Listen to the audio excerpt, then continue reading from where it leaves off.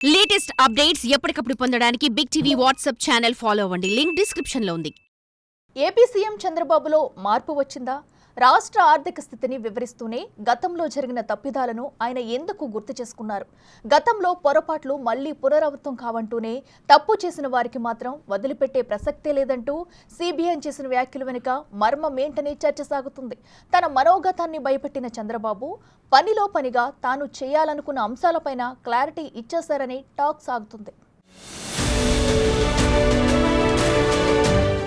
ఏపీని జగన్ తీవ్రమైన ఆర్థిక సంక్షోభంలోకి నెట్టి వెళ్లిపోయారని, సమస్యలను భరిస్తూ ముందుకు వెళుతున్నామని ముఖ్యమంత్రి చంద్రబాబు అన్నారు. రాత్రికి రాత్రి సరిదిద్దటానికి తమ దగ్గరే మంత్రదండం లేదన్నారు ఏపీ సీఎం.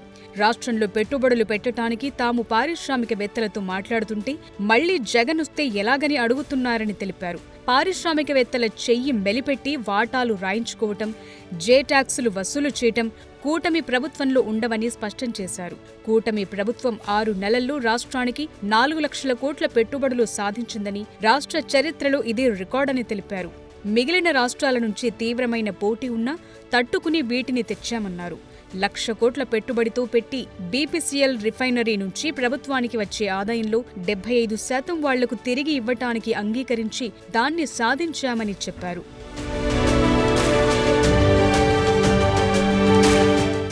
మరోవైపు అభివృద్ధి, సంక్షేమం, పాలనలో తన మార్కుంటుందనే సంకేతాలిచ్చారు ఏపీ సీఎం. ప్రజలే తనకు హైకమాండ్ అంటోన్న చంద్రబాబు తన తీరు మార్చుకుంటానని స్పష్టం చేశారు. తద్వారా తన వ్యవహార శైలి మారుతుందని ఇండైరెక్ట్ గా చెప్పేశారు. గతంలో చేసిన తప్పులు రిపీట్ చేయనని, ఇకపై అధికారులతోనూ జాగ్రత్తగానే ఉంటానని చంద్రబాబు అన్నారు. 2029 ఎన్నికలే లక్ష్యంగా ఇప్పటి నుంచి అడుగులు పడేలా చూస్తున్నట్లు చంద్రబాబు తెలిపారు. మరోవైపు కొన్ని అంశాలపై చంద్రబాబు స్పష్టత ఇచ్చారు. 2004-2019లో ఓటమికి కారణం తానేనని వ్యాఖ్యానించారు. ఆయా సమయంలో టెక్నాలజీ అభివృద్ధి పేరుతో ప్రజలకు దగ్గర కాలేకపోయానన్నారు.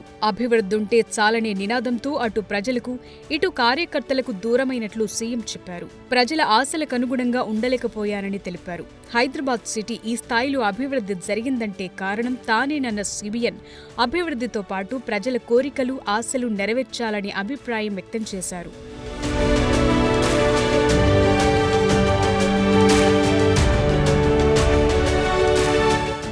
గతంలో అధికారులే సుప్రీంగా వ్యవహరించి ప్రభుత్వానికి, ప్రజలకు దూరం పెంచారని సీఎం చంద్రబాబు అన్నారు.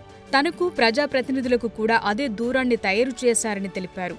ఎంత అభివృద్ధి చేసినా ప్రజలకు అందుబాటులో ఉండాలని, అధికారులతో స్నేహపూర్వకంగా మెలగాలని సిబిఎన్ అన్నారు. గతంలో అధికారులను నమ్మి ఇబ్బందులు పడ్డానని, వారు తెచ్చిన ప్రతి ఫైలుపైన చూడకుండానే సంతకాలు పెట్టినట్లు గుర్తు చేశారు. ప్రస్తుతం అలాంటి పరిస్థితి లేదని, ప్రతి ఫైల్, ప్రతి కార్యక్రమం పూర్తిగా పరిశీలించిన తరువాతే సంతకం పెడుతున్నట్లు సీఎం వివరించారు. ఏపీలో కూటమి ప్రభుత్వం మరో 20 సంవత్సరాల పాటు ఉంటేనే రాష్ట్రాభివృద్ధి సాధ్యమని చంద్రబాబు అభిప్రాయం వ్యక్తం చేశారు. ఇప్పుడున్న అధికారులంతా సమిష్టిగా పనిచేస్తే డెవలప్మెంట్ మరింత సులభతరమన్నారు. కూటమి ప్రభుత్వం కావాలని రాజకీయ కోణంలో ఎవరిని వేధించదన్న చంద్రబాబు అదే సమయంలో తప్పులు చేసిన వారిని ఉపేక్షించదని స్పష్టం చేశారు. తమ హయాంలో రాజకీయ కక్ష సాధింపులు ఉండవని, దోచుకున్న వారిని మాత్రం వదిలిపెట్టబోమని హెచ్చరించారు.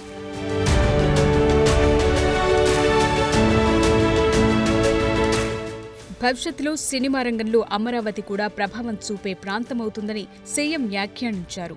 మొదట్లో ఈ రంగానికి బెజవాడ కేంద్ర స్థానంగా ఉండేదని, స్టూడియోలు, నటులంతా మద్రాసులోనే ఉన్నా సినిమా పంపిణీ సంస్థలు, ఇతర వ్యవస్థలు బెజవాడలోనే ఎక్కువగా ఉండేవని గుర్తు చేశారు. ఆ రంగంలో హైదరాబాద్ ప్రాముఖ్యం విస్తరించిందని, ఇప్పుడు పరిస్థితి ఇంకా మారిందన్నారు సీఎం. భవిష్యత్తులో అమరావతి కూడా ప్రభావం చూపించే స్థాయికి రావచ్చని అభిప్రాయం వ్యక్తం చేశారు.